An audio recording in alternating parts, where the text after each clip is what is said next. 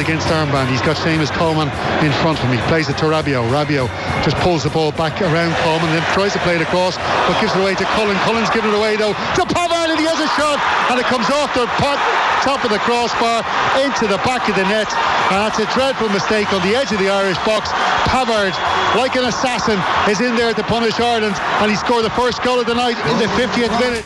Yeah, the only goal of the night, it turned out. Devo, Stephen Doyle on commentary there for the game last night. It's fine margins. Super Magnon save denies Ireland a deserved draw is the back of the Mail. Positives again, but no points. Magnon's stunning save denies Collins a late equaliser after Pavard's superb strike. Glove hurts. Tab of the morning to you. Wonder save denies Irish a draw as France edge thriller. And Nathan Collins talking to himself for about 10 minutes afterwards, just saying the same thing again and again and again and again. Pavard done by Magic Mike save, a killer for Kenny. Did you get the Magic Mike reference there? Nice, like it, yeah, very good. Well, Mignon, by the way, speaking to some French speakers before the game yesterday, assured me. As in filet mignon. Filet. Oh, not filet. mignon. No. Oh no. Get Cameron in here. Mignon. But it's M-A. Mignon. I don't know. That's what our French. What would fluent French speakers know about the French language? Well, let's bow to Ger's superior knowledge. Shots fired. Yeah. You studied European languages, did you? That's Kenny Cunningham's voice there. I did get an A in my French. Leaving Sir Kenny, I did, yeah. Magic Mike, you be a Magic Mike fan, are you? And they won when they were still giving them out. That's how old I am. Yeah, the Magic Mike reference went over my head. Good. Nearly Nathan as well, yeah. Nearly Nathan. Mignon's miracle save denies gallant Ireland a point. Just for you, Kenny. I'm a sop to the mob. French woe for Ireland. Pavard strike enough to deny Kenny's men after battling effort. So let's be having you. 0879 180 180 is the WhatsApp number. Your views. What camp were you in before? What camp are you in now? Or can we not just analyse the game on its own merits there? Bill, we're going to try to. Anyway, Kenny, what did you make of it? Good morning to you first. How are you? Yeah, all good. All good, thanks. What did you make of it? Do you want to be more specific, or is that it? Just a bland general question? Feel positive or negative? No, you fill in what you want. You say it's a bland general question, but sometimes you gotta I'm gonna listen to what you say, and then is that why you're paid the big bucks? Is it? Is that it? Is that the best you can come up with? Boom, straight in. Yeah, I enjoyed a lot of aspects of the performance, but probably that little bit of frustration, like everybody else, at the end of it. Bit of pride in terms of the overall performance.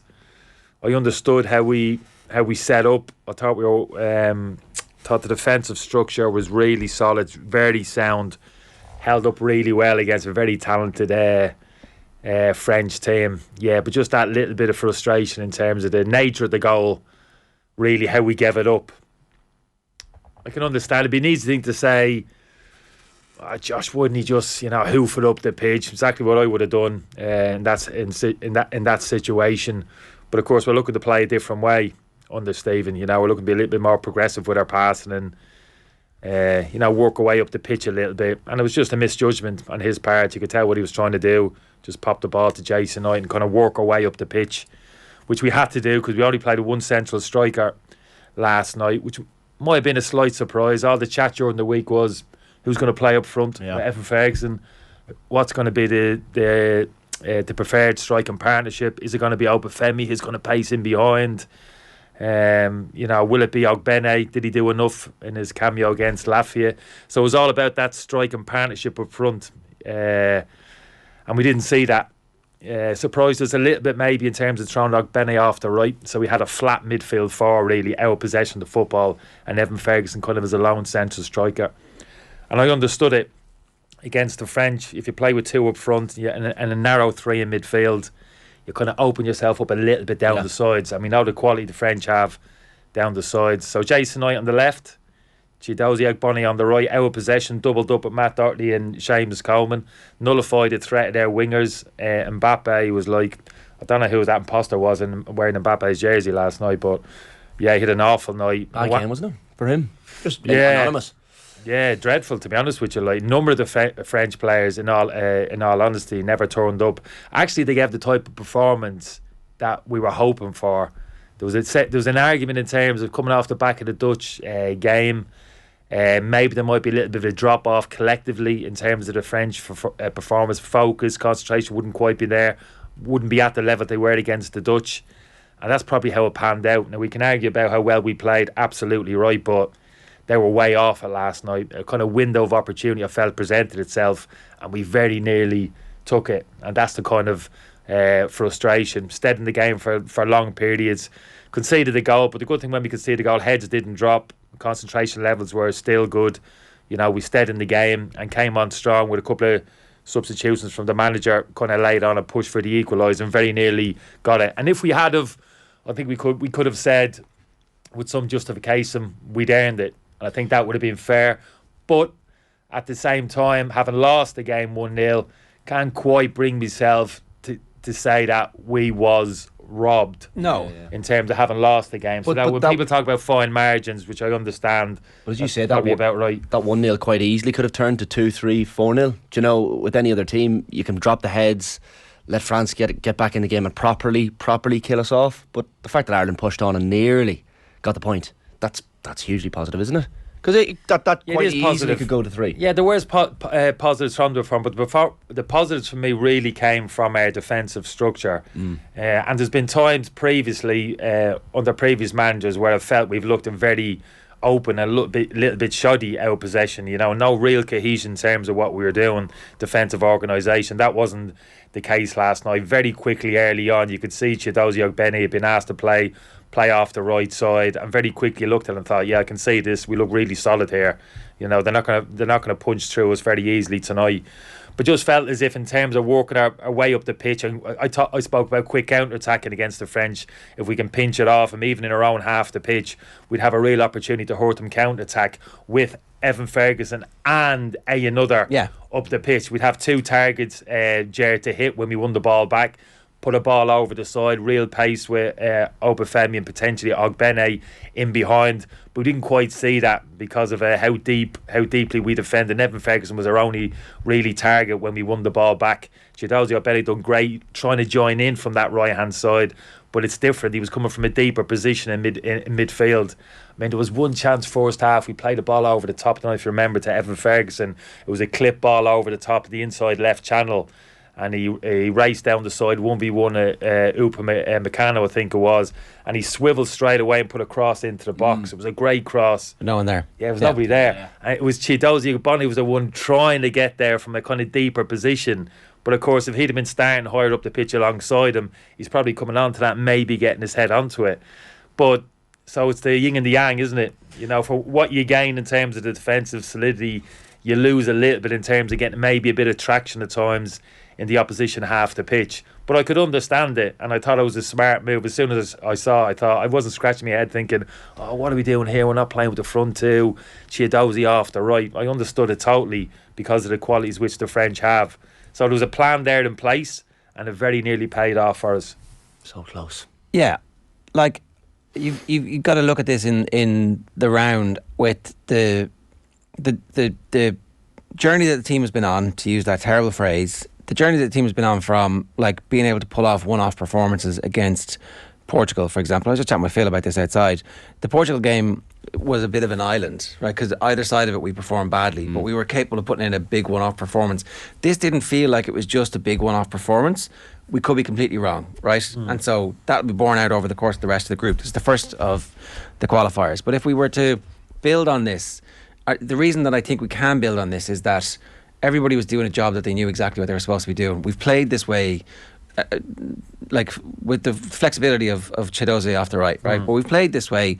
This is our style now, and everybody was fit and everybody showed up. There's a bit of depth now as well. If certain players are injured, we might be able to play this way again. I thought it was interesting that Collins had his best game, like much better than the Latvia game. He was stepping into midfield when he needed to. And I can see that this will, if this is our basis, then everything's going to be okay. If this is a one-off where we've put in a massive collective performance because it is France, then it's up to the performances against Greece. And that's the unknown in all this. Yeah, but I'll be interested. Well, I don't think we'll play this way against Greece. Well, I hope not, to be honest with you. Greece will present their own challenges, and they're not playing at the level of this French team. So I'm sure Stephen and the coaching staff will be looking at the Greece game, albeit it's away from home, and the temptation will to be just to tweak things a little bit. I don't think the back five will change. That's pretty much set in stone. I agree with your back three look comfortable. They get more comfortable in each other's skin. I think that back three of Collins, Egan and Ger Shane are very solid again last night. James, I thought, done great. We'll never know if Callum O'Dowd had been fit, maybe if those wing back positions would have changed.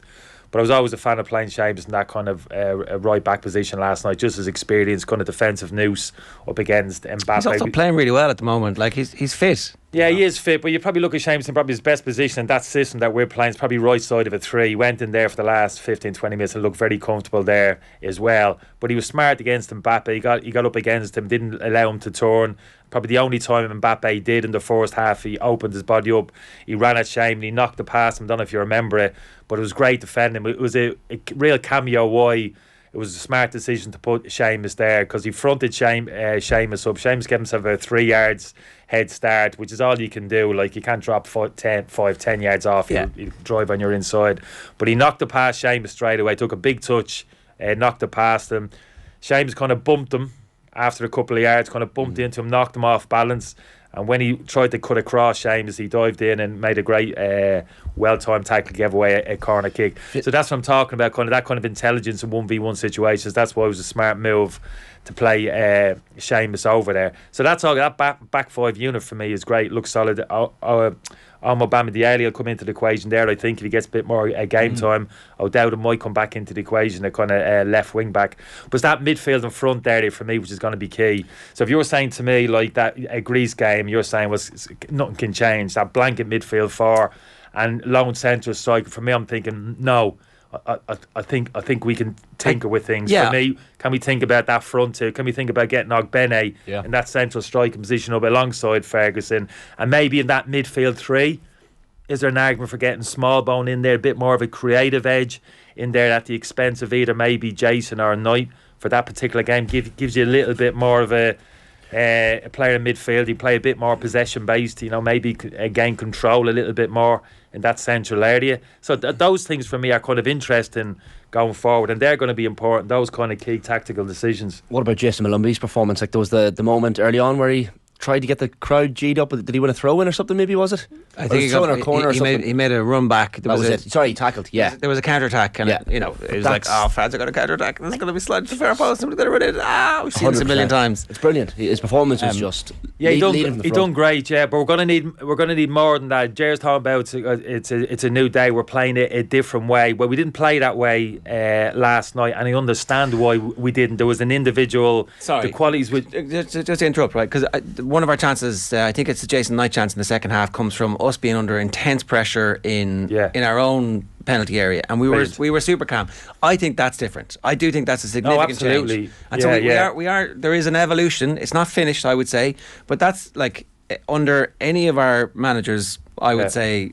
Ever, the advice is to the keeper: you hoof that, you bang that long, and we'll have two big lads up front who are going to hold it up and wait for the cavalry to arrive. But we didn't do that, and we created a chance off the back of it. So I do think there's been a subtle evolution. It was more than a subtle. Generally speaking, in terms of how the manager Steve's looking for the team to play, absolutely, I think there's been a big sea change in terms of how we're looking to play. But that wasn't evident last night. But I understand it. In terms of the nature of the performance last night, in terms of who we were up against. So was it not evident last night? Is that not evidence that we were passing it out from the back even under pressure, and it did create a chance for us? Is that not evidence that it was? We did see it last night. Yeah, in that instance, in terms of playing out from the back, did we squeeze to the halfway line and shell at 60 yards? No, we didn't. We were looking to play it, but by nature, how we set up the team last night, it was always going to be difficult for us to gain a significant amount of possession of the football, particularly high up the pitch in the opposition half the pitch. We couldn't get a foothold up there, couldn't really get any sustained pressure on the French goal for any real period, maybe until the last 10-15 minutes of the game. That was never going to happen, really, was it? Sustained pressure.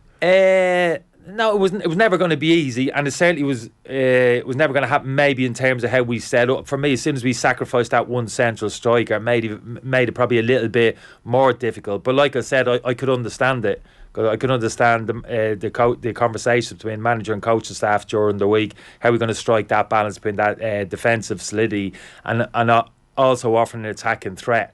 So, yeah, I could understand that totally. You're right that playing out from the back second half, that's absolutely phenomenal. But, of course, by trying to play out on the edge of the box, they led to us conceding a goal. Yeah. So that's the kind of risk and the reward, But nobody's complaining generally, I think, in terms of how we're looking to play. And I certainly wasn't complaining about the setup last night. I understand we got very close to getting a result of draw last night. But for me, different challenges ahead. The Greece game presents a different challenge. I'll be fascinated to see any kind of those little modifications which they make for that game, because I think we'll have to approach that game slightly differently, and obviously a lot more importance attached to that game now off the back. We haven't got a point last night. You just feel psychologically important we take something from that game. I think that'll be a body blow for to go over there, get turned over by Greece. No points from 6 from our first 2 games. I wouldn't say it's a long road back. It's early in the group, don't get me wrong, but this is it. Every game is international football. Pressure comes with every single game. Yeah. That's why we're here. That's what. Yeah, you played again. The lads will be loving. I understand that. But that's it. So that's for me the different set of challenges in the next game, and maybe we just might have to tweak things in terms of our setup. But yeah, I'm looking forward to it. I'm very heartened by the performance of the players last night. I think the fans bought into it. Wasn't like rocking, lads. I was there. It wasn't rocking from the first minute to the last. Not a huge amount of goal mouths. I thought it was rocking. It was rocking at the start, and then it's like, oof, this is so tense. Yeah. And then last 10 minutes it came back again. Exactly. But I think the fans kind of understood. People who know their football had a look and said, yeah, I can see what we're doing here. And at times they tried to get up and get behind the team. The lads kind of encouraged that. That was a small indication. The players trying to get the fans up. Come on, here we. Yeah. I like that. I think there's a big connection between the team and the fans. Gavin Bazunu was very good. Like, he took the sting out of the game at the times where he needed to. And I know, like, we kind of touched on Caoimhín Kelleher's performance against Latvia wasn't the best, but he really stamped his authority in that number 1 jersey. Like, Caoimhín's a brilliant number 2 to have, let's be honest, but Bazunu's performance, I thought last night was pretty good. Yeah, very assured. Didn't have a huge amount of what he did, very competent. I thought actually the chance they had first half, France, the only chance, the ball played in behind. Was it the ping pong one or was it the long shot? It was the Milk Meccano played the ball over the top. Mawani made that diagonal run across Matt Doherty in behind Darrow Shea. And obviously he came out initially, which made him have the touch sideways, but he didn't totally commit himself. He put the brakes on. Seeing keepers come out there and just clear the player out, dive at the feet and give away a penalty. He didn't show a bit of composure. Stetton's feet pushed him to the side. Although he didn't make a save, it was actually kind of great goalkeeping. And then there was a couple of saves second half. At the Abbey save, you'd expect him to make. And a smart save from Rabiot really caught his shot. He got a good hand on it. Came for a cross, his kicking was solid, nothing nervy about his distribution. So it was a rock solid display from him, and good individual performances all over the pitch, I have to say. Yeah, did he make a save in the Griezmann header, or did it just go wide? It just went wide. Yeah, there was no wasn't on target. I thought, like, there was a ball from Collins to Ferguson, and I don't think he got it in the end of it, but it was close enough. And you're like, it's a 21-year-old to an 18-year-old, maybe 21-year-old goalkeeper. Like, this is the bones of a team now for the next decade, and I'm confident that they're all going to develop. I'm confident that they're playing, or they're going to be capable of playing. Whoever the manager is, they're going to be capable of playing whatever style is required of them, because they have the skill sets to be expressive with the ball. They're not scared of the ball. They're not like, undoubtedly. There's real talent. There's real talent there, and you're right. I'm excited. They're young talent as well. I think people really kind of gravitate towards that. I think our supporters can see that. But I suppose ultimately we're all the same supporters, and even the players are like, they'll be hungry for some kind of success. Just a win. Something to rally the crowd and get everybody behind, because it's not a tipping point there. Yeah, but ultimately you want to play in the biggest stage of all. You want to qualify for the major championships. That's what it's all about, European and World Cups. We've missed out of late, so there must be a real kind of hunger and desire amongst the playing squad to kind of punch through. And I think the supporters as well, we feel as if it's been a long time since we were part of a major tournament, so that's kind of driving the whole thing as well. So you're right, that's ultimately where we want to be. So we got to get the foundation blocks in place, and that's what the new management team have been trying to do over the past couple of years, and you're excited about. I think a lot of people are. But fundamentally, we want that tangible. I mean, if the tangible results, proof of that kind of progress in terms of the difference results between and qualification. The Collins header going in and not going in is seismic, because there's just this sluicing of relief from the whole country behind it, where there's still some people who are like, I'd like to get behind this team, they're doing a lot of good stuff, but I'm just not sure, they might break my heart again.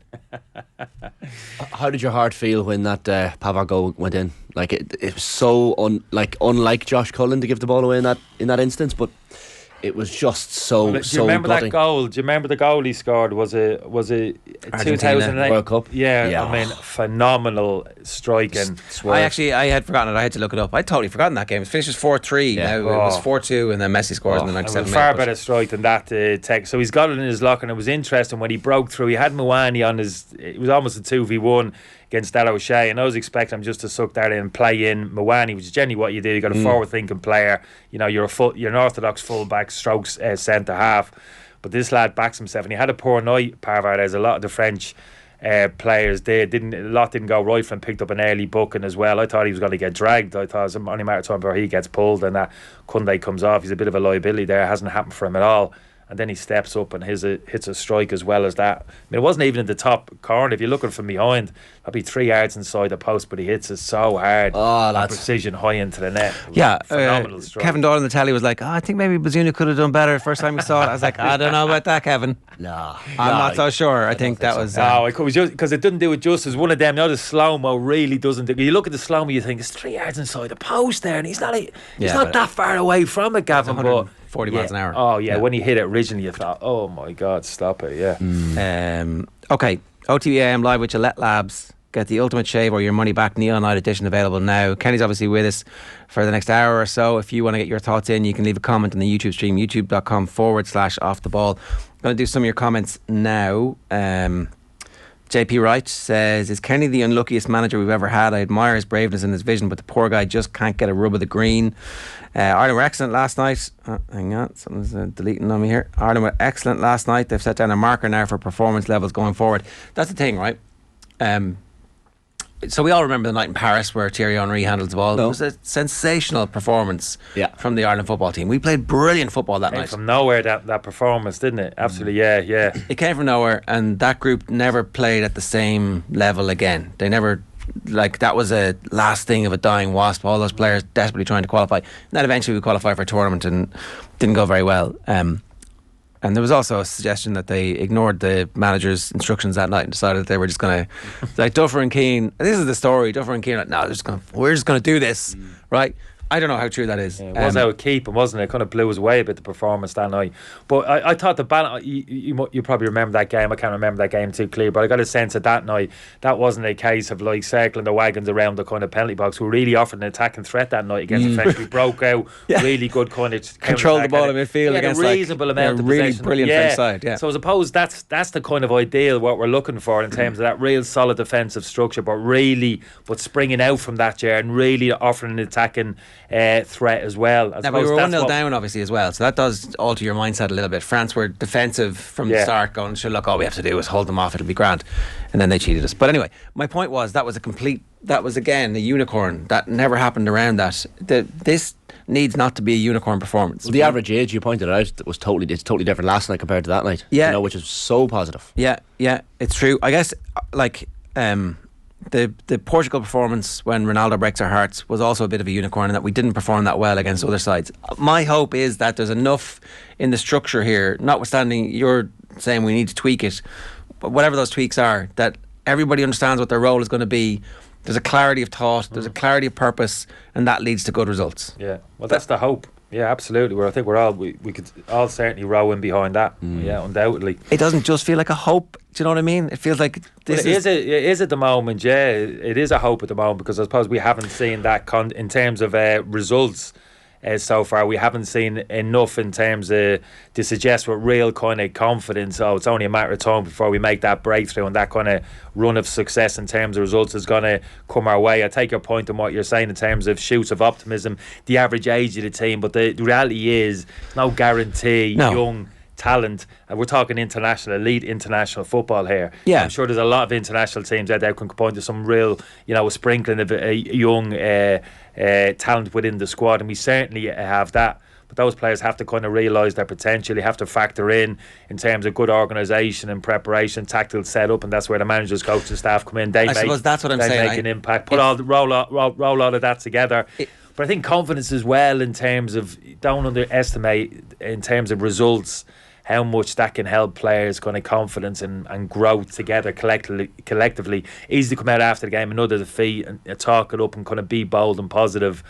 But until you can see it, you can experience it as a player. Until you roll off a pitch against a team with the quality of the French, with a draw, having beaten them, and you're sat in the dressing room with the players after the game, you're looking at each other saying, yeah, now we've arrived. The belief is there. You're looking at each other thinking, we're good enough to compete in this company, rather than, not trudging off, but coming off a little bit dispirited, another defeat, and trying to rally the troops a little bit. Look, good days are ahead. I think last night keep going. That does prove that they can compete in that company, because you look at a team of Championship and League One players realistically against a team of World Cup winners. But last night, and like we kind of spoke about it, was Jean-Philippe Leclerc said it yesterday. He was like, at the end of the day, it's 11 players against 11 players. Do you know? So they might be World Cup winners and Ireland might not be, but at the end of the day, it's just a match, and they show that they can play to that level when it needs be.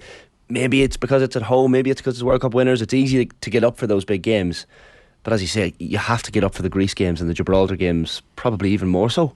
And that's been probably a drawback on the Irish team in recent years as well, that they don't seem to get up for maybe the lesser games. Yeah, I wouldn't say that. I think that's too harsh. That suggests like a lack of kind of application, that don't take those games.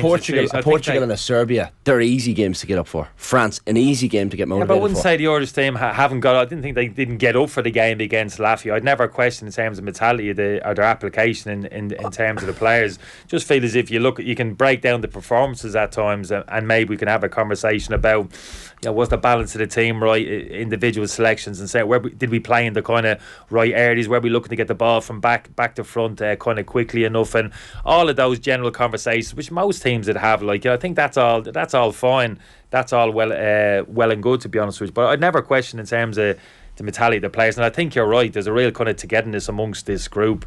You saw a bit of it last night, didn't we, in terms of how some of the players reacted with the fans. That's great to see. Don't like to see too much of it. Fair enough. There, you know what I mean? But it's great. That's spontaneous. You saw with Jason Malumbi, Nathan Collins, and that's genuine, and that's why I don't mind. You can sense it. You can sense like their attachment, their emotional attachment to the jersey. Look, there's a smell of want off us. I know that there's a smell of want off us, but I feel like they deserve something, that they've put the hard work in, that they have a plan, that they've thought about the various challenges, they've thought about the available resources, and it feels like there's a plan, right? And you got to grab it. You say you deserve it. It's not like a hand to you. Like elite sports. Clint Eastwood standing over Gene Hackman and Unforgiven. Dessert's got nothing to do with it. You got to grab blowing the head off me there, Kenny. Thanks. Exactly. Nobody's gonna hand it to you. Look, that was a really spirited performance, great character. There you go. You know what I mean? You've got to literally, you've got to go and grab it. And that's just that next small step which we have to make. Il Postino 88 says, last night was a total outlier, far better reflection of where the squad is after June. I mean, look, we know that the results against the teams in June are going to ultimately define where we end up finishing in the group, but a point from the games against France would have been great. I think a lot of people are overreacting, I think, to Holland's performance on Friday night. There was a dose of the shits running through the team, and half the team were sick, so they didn't play. They didn't have half their team. And I think that, maybe if they had their full team, they would have been slightly better against France on Friday night. So we shall see.